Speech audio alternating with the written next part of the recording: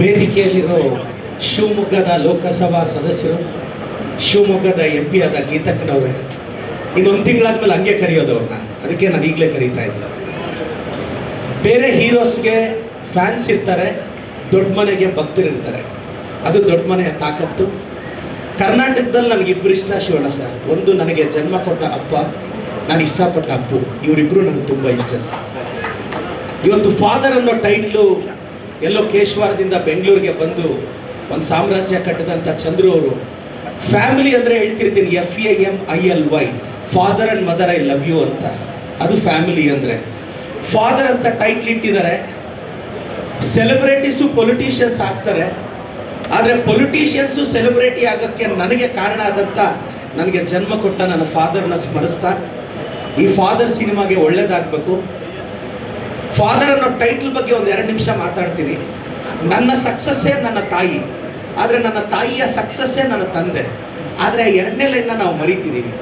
ಅಪ್ಪನ ಇಂಪಾರ್ಟೆನ್ಸ್ ತುಂಬ ಇರುತ್ತೆ.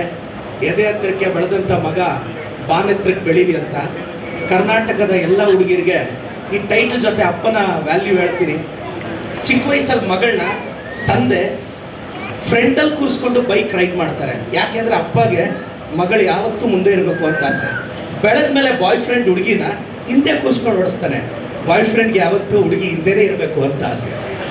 ಇದು ತಂದೆಗೂ ಬಾಯ್ ಫ್ರೆಂಡ್ಗೆ ಇರೋ ಡಿಫ್ರೆನ್ಸು. ಮೋಸ್ಟ್ಲಿ ಟ್ರಾಲ್ ಆಗುತ್ತಲ್ಲ ಸರ್? ಹಾಂ, ಗೊತ್ತು. ಇದು this is the reason father ಅನ್ನೋ ಟೈಟ್ಲ್ ಬಗ್ಗೆ ಮಾತಾಡ್ತಿದ್ದೀನಿ. ತುಂಬ ಜನ ಬೆಳೆದ ಮೇಲೆ, ಒಂದು ವಯಸ್ಸಿಗೆ ಬಂದಮೇಲೆ ಇಂಥ ಕಾಲೇಜ್ಗೆ ಹಾಕ್ರಿ ಅಂತ ಹೇಳೋದೇ ಅಮ್ಮನ ಕೆಲಸ. ಆ ಕಾಲೇಜಿಗೆ ಫೀಸ್ ಕಟ್ಟೋದು ಅಪ್ಪನ ಜವಾಬ್ದಾರಿ. ಇಂಥ ಹುಡುಗ ಇರಲಿ ಅಂತ ಹೇಳೋದು ಅಮ್ಮನ ಜವಾಬ್ದಾರಿ. ಚೌಲ್ಟ್ರಿಗೆ ಅಡ್ವಾನ್ಸ್ ಕೊಡು, ಸಾಲ ಮಾಡು, ಬಡ್ಡಿ ಕಾಸು ತಗೊಂಬ, ಮುತ್ತೂಟ ಮಣ್ಣಾಪುರಮಲ್ಲೂ ಗೋಲ್ಡ್ ಇಡು, ಇದೆಲ್ಲ ಅಪ್ಪನ ಹೆಗಲಿಗೆ. ಸೊ ಈ ಅಪ್ಪನ ಕಷ್ಟ ಗೊತ್ತಾಗ್ತಿಲ್ಲ. ನೀವು ಭಾಳಷ್ಟು ಜನ ಗಮನಿಸಿರ್ಬೋದು, ಈ ಮದುವೆ ಆದಮೇಲೆ ಮಗಳನ್ನ ಗಂಡನ ಮನೆಗೆ ಕಳಿಸೋವಾಗ ತಾಯಿ ಎಮೋಷ್ನಲ್ ಆಗಿ ಅಳ್ತಿರ್ತಾಳೆ. ಯಾಕೆಂದರೆ ತಾಯಿಗೆ ಭಯ, ಅಯ್ಯೋ ನನ್ನ ಅಳಿಯ ಚೆನ್ನಾಗಿ ನೋಡ್ಕೊತಾ ಇಲ್ವೋ ಮಗಳನ್ನ ಅಂತ. ಆದರೆ ದೂರದಲ್ಲಿ ಅಪ್ಪ ಸೈಲೆಂಟ್ ಆಗಿರ್ತಾರೆ. ಯಾಕಂದರೆ ಅಪ್ಪನಿಗೊಂದು ಕಾನ್ಫಿಡೆನ್ಸ್, ಬೈ ಮಿಸ್ಟೇಕ್ ಅವ್ನು ಕೈ ಕೊಟ್ಟರು ಮತ್ತೆ ನನ್ನ ಯುವರಾಣಿ ಥರ ನೋಡ್ಕೊತೀನಿ ಹೋಗು ಮಗಳೇ ಅಂತ ಆ ಸೈಲೆನ್ಸಲ್ಲೇ ಅಪ್ಪ ಮೆಸೇಜ್ ಪಾಸ್ ಮಾಡಿರ್ತಾರೆ. ಮೋಸ್ಟ್ಲಿ ಈ ಮೆಸೇಜು ಎಷ್ಟು ಜನಕ್ಕೆ ಗೊತ್ತಿರುತ್ತೆ ಅಂತ. ತಂದೆಯ ಬಗ್ಗೆ ಬರೆಯೋಕ್ಕಾಗಲ್ಲ, ವಿವರಿಸೋಕ್ಕಾಗಲ್ಲ, ವಿಶ್ಲೇಷಿಸೋಕ್ಕಾಗಲ್ಲ. ಭಾಳಷ್ಟು ಜನ ಹುಡುಗರು, ನಾವು ಮನೆಯಲ್ಲಿ ಯಾವತ್ತಲ್ಲೂ ಕಣ್ಣೀರು ಹಾಕಿದ್ರೆ ಅಮ್ಮ ಬಂದು ಒರೆಸ್ತಾರಲ್ಲ, ಸೂಪರ್. ತಿಂಗಳಿಗೊಂದ್ಸಲ ಅಳ್ಬೋದಾ? ಇಲ್ಲ 6 ತಿಂಗಳಿಗೊಂದ್ಸಲ ಅಳ್ಬೋದಾ? ತಿಂಗಳಿಗೊಂದ್ಸಲ ಕಣ್ಣೀರು ಹಾಕ್ತೀವಿ ಅನ್ಕೊಳ್ಳೋಣ. ಚಿಕ್ಕ ವಯಸ್ಸಲ್ಲಿ ಅಮ್ಮ ಒಂದು 10 ನಿಮಿಷ ನಮ್ಮನ್ನು ಕಣ್ಣೀರು ಕಂಟ್ರೋಲ್ ಮಾಡಿಸ್ತಾರೆ. ಆದರೆ 29 ದಿನನೂ ನಾವು ಅಳ್ದಂಗೆ ಆ ಮನೆಯಲ್ಲಿ ನಮ್ಮನ್ನು ನೋಡ್ಕೊಂಡಿದ್ದ ಅಪ್ಪನೇ ಅಲ್ವಾ? ಸೊ ಇದನ್ನು ನಮ್ಮ ಸೊಸೈಟಿ ನೆನ್ಪಿಟ್ಕೋಬೇಕು ಅಂತ ಹೇಳ್ತಾ, ಚಂದ್ರು ಸರ್ ಧೈರ್ಯವಾಗಿರಿ. ಹಿಟ್ಟು ಪ್ಲಾಫ್ ಜೊತೆ ಸಂಬಂಧ ಬೇಡ. ನೀವು ನಾವೆಲ್ಲರೂ ಬೆಂಗಳೂರಿಗೆ ಸೋಲಕ್ಕೆ ಬಂದವರು. ಗೆಲುವೆಲ್ಲ ನಮಗೆ ಕಾಂಪ್ಲಿಮೆಂಟ್ರಿನೇ, ಗೆಲುವೆಲ್ಲ ಕಾಂಪ್ಲಿಮೆಂಟ್ರಿನೇ. ನಾವೆಲ್ಲ ಬೆಂಗಳೂರಿಗೆ ಸೋಲಕ್ಕೆ ಬಂದವರು. ನನಗೆ ಗೊತ್ತಿರೋ ಪ್ರಕಾರ ಗೆಲ್ಲಕ್ಕೆ ಬಂದಿರೋರೆಲ್ಲ ಬೆಂಗಳೂರಿಗೆ ಸೋಲ್ತಾ ಇದ್ದಾರೆ. ನಾವು ಸೋಲಕ್ಕೆ ಬಂದು ಗೆಲ್ತಾ ಇದ್ದೀವಿ. ಗೆಲ್ಲಬೇಕು ಅಂದಾಗ ಭಯ ಬರುತ್ತೆ, ಭಯ ಬಂದರೆ ಸೋತೋಗ್ತೀವಿ. ಸೋಲಕ್ಕೆ ರೆಡಿ ಇದ್ದಾಗ ಭಯ ಬರಲ್ಲ, ಗೆದ್ದು ಬಿಡ್ತೀವಿ. ನಾನು ಹಂಗೆ ಅಲ್ವಾ ಗೆದ್ದಿದ್ದು.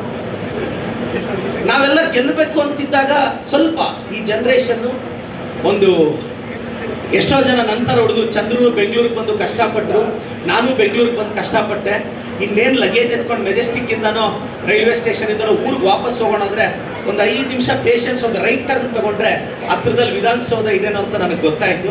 ಅದಕ್ಕೆ ಮೊನ್ನೆ 10 ತಿಂಗಳಿಂದ MLA ಆಗಿ ಎಲೆಕ್ಟ್ ಆದೆ. ನಾನು ಈ ಸಿನಿಮಾ ತಂಡಕ್ಕೆ ಒಳ್ಳೇದಾಗಲಿ ಅಂತ ಬಯಸ್ತಾ, ಚಂದ್ರು ಸರ್ ಧೈರ್ಯವಾಗಿರಿ, ನೀವು ಗೆದ್ದೇ ಗೆಲ್ತೀರಾ. ವೇದಿಕೆಯಲ್ಲಿ ನಮ್ಮ ಅಹಿಂದ ನಾಯಕರು, ನಮ್ಮ ರೇವಣ್ಣ ಸಾಹೇಬರಿದ್ದಾರೆ. ನಾನು ಇಷ್ಟಪಡೋ ಶಿವಣ್ಣ ಸರು, ಗೀತಕ್ಕನವರು, ನಮ್ಮ MP ಅವರು. ಶಿವಣ್ಣ ಸರ್ ದೊಡ್ಡ ಮನೆಗೆ ಭಕ್ತರೇ ಇರ್ತಾರೆ ಸರ್. ಇದು ನಾನು 5 ವರ್ಷದಿಂದ ಹೇಳ್ತಾ ಬರ್ತೀನಿ. ಬೇರೆ ಹೀರೋಸ್ಗೆ ಫ್ಯಾನ್ಸು, ದೊಡ್ಡ ಮನೆಗೆ ಭಕ್ತರು ಇರ್ತಾರೆ. ಕರ್ನಾಟಕದಲ್ಲಿ ಪ್ರತಿಯೊಬ್ಬರಿಗೂ 2 ಮನೆ ಇರುತ್ತೆ, ಒಂದು ಅವ್ರ ಮನೆ, ಇನ್ನೊಂದು ದೊಡ್ಡ ಮನೆ ಅಂತ. ಇದೆಲ್ಲ ಹೇಳ್ತಾ ವೇದಿಕೆಯಲ್ಲಿರೋ ಎಲ್ರಿಗೂ, ನಮ್ಮ ಶ್ರೀಕಾಂತ್ ಸರ್ಗೆ ಒಳ್ಳೇದಾಗಲಿ, ಈ ಸಿನಿಮಾ ಗೆಲ್ಲಿ ಅಂತ ಭಾಳಷ್ಟು ಜನ ಹಿರಿಯರಿದ್ದಾರೆ. ನನ್ನ ಟೀಚರು ಮೈಕ್ ಹಿಡಿದ್ರೆ ಗಂಟೆಗಳ ಗಂಟೆ ನಿಲ್ಲಿಸಲ್ಲ. ಆ ಕಾರಣಕ್ಕೆ thank you so much sir. Thank you.